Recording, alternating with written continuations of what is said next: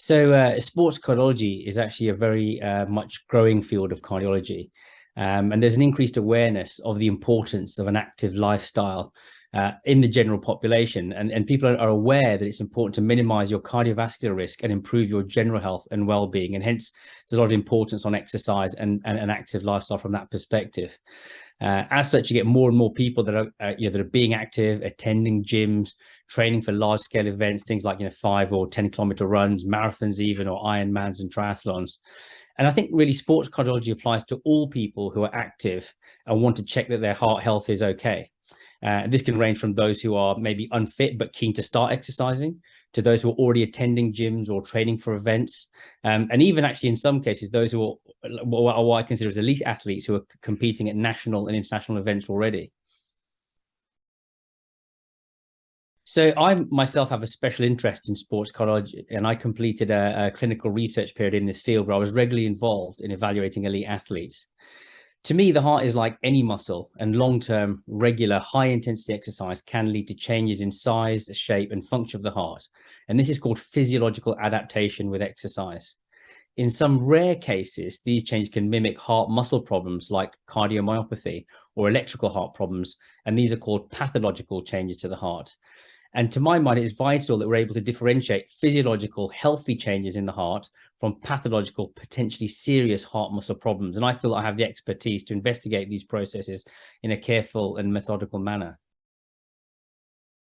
So to be honest, sports cardiology evaluation is much like any form of medical evaluation, and it begins with a careful clinical history which focuses on any symptoms that are present. In the context of sports cardiology or evaluating an athlete, it often focuses on the type, frequency, and duration of exercise. And then there's often quite an important focus on family history, because there can be certain genetic heart abnormalities that can predispose you to risk of adverse health issues if you're an athletic individual.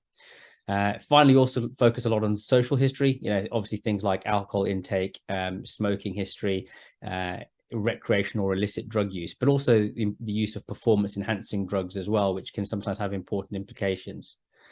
After that clinical examination comes tests, and often we start with simple things like ECGs or ultrasounds of the heart called echocardiogram to assess the heart in its sort of resting state, to assess things from an electrical and structural perspective. And then we then progress to testing the heart under exercise conditions, usually on a treadmill or on a bicycle, where we can basically take electrical recordings and take pictures and imaging of the heart at that time as well to see for changes.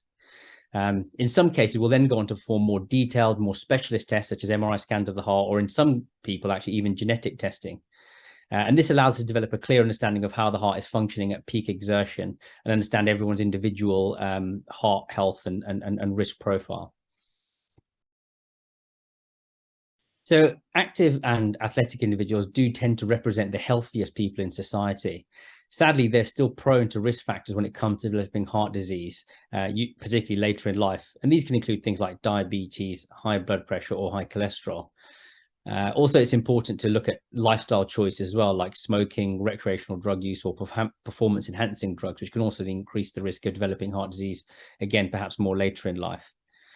And as mentioned previously, it's very important to assess an individual's family history or genetic risk, which is also very important. Some genetic problems can occur with the heart muscle or the electrics of the heart. These are very rare, but can be more dangerous in athletic people by virtue of the fact they simply are using the heart more in an exercise sort of performance capacity. So as I say, to my mind, athletic people represent the healthiest portion of our society. However, there are some rare heart conditions that need to be screened for to ensure safety in exercising. These are heart muscle disorders called cardiomyopathy, or electrical heart abnormalities called ion channelopathy. There is also some research suggesting that a small group of athletic individuals can develop coronary artery disease or heart rhythm problems such as atrial fibrillation as they get older. And again, this needs evaluation and careful management for that individual. Having said that, I think the most important take-home message is that regular exercise and an active lifestyle has significant benefits for cardiovascular health, general health, mental health, and well-being. And I myself am a firm believer in this and try and put it into practice myself several times a week. I still play football regularly and participate in CrossFit many times a week also. So I'm a believer in practicing what you preach. So at your first sports cardiology consultation, you can expect a detailed clinical evaluation with a history and examination that is specific and tailored to you. This will be focusing, of course, on relevant family history to assess for any increased genetic risk. We will talk in detail about your exercise regime, including the sort of type of exercise that you do, the frequency within which you do it, and the duration of how long you've been performing this level of activity for. And then we'll focus on lifestyle habits as well, things like, social history, smoking, alcohol intake, drug use, performance enhancing drug use as well. And we will then talk through all the relevant investigations so that you understand what the tests are that we're doing, why we're doing them, what we're looking for with these tests. And then we'll make a personalized investigation and management plan together to help get answers as to what needs to be, what information we need to know that you're able to lead a full and healthy lifestyle going forward.